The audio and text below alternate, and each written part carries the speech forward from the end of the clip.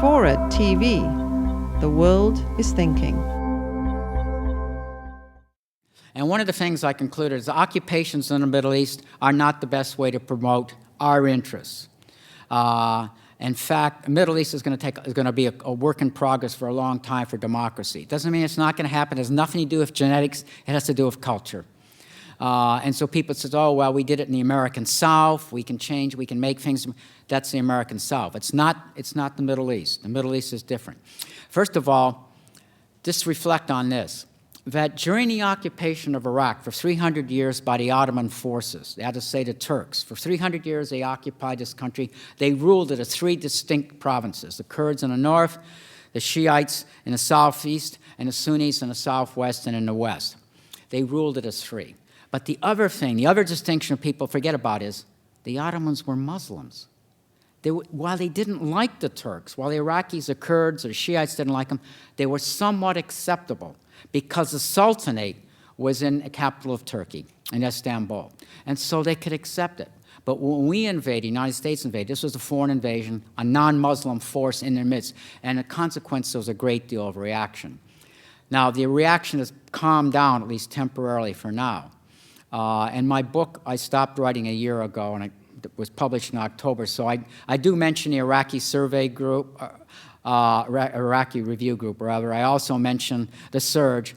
But as a consequence, I think the situation is a little more stable, but it's not over yet. But I ended the book on this, and I'll take some questions. I concluded that occupation is not the way to do it. America can still be for democracy, but we have to fight these wars indirectly. And I'll give you a couple examples. We're doing very well in the Philippines right now. There's a war going on between one group is called Abu Sayyaf, which means like the sword. It's a group of Muslim elements in the southern islands of the Philippines. The northern islands, in main part, are Catholic. The south tends to be Muslim. They're doing very well. There's also a moral liberation group, which is not quite as Islamic. It is Islamic, but not as extreme as Abu Sayyaf.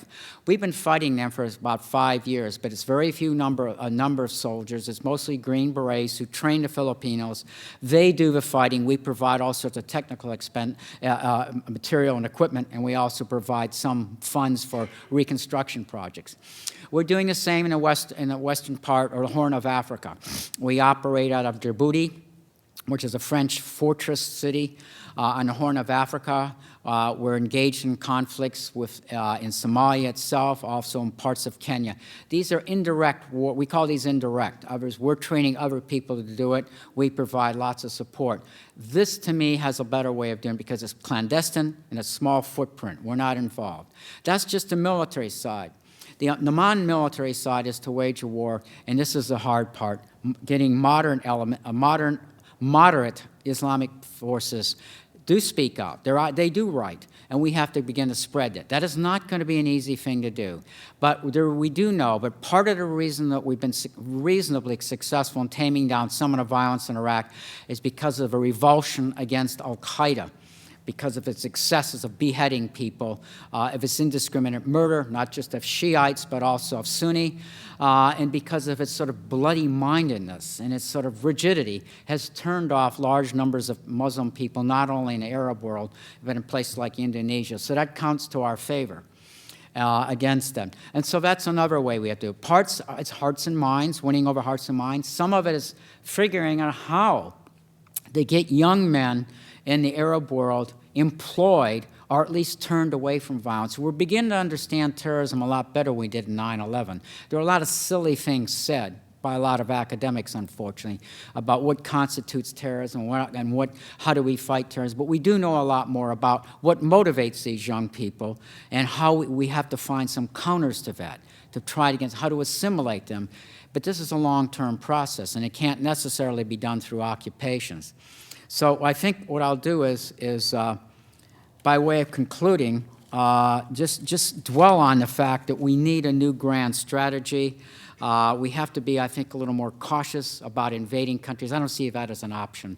I don't think whoever the next president is, we're not going to invade Yemen, we're not going to invade Somalia, we're not going to invade Bangladesh or even Pakistan, where the real problems are. We have to find other ways to do that because it's just too expensive in blood and treasure. And so the alternatives are we have to flesh out, and I think we've already started that. That strategy is already afoot. We're already beginning to implement it. So why don't I conclude there, and thank you for listening.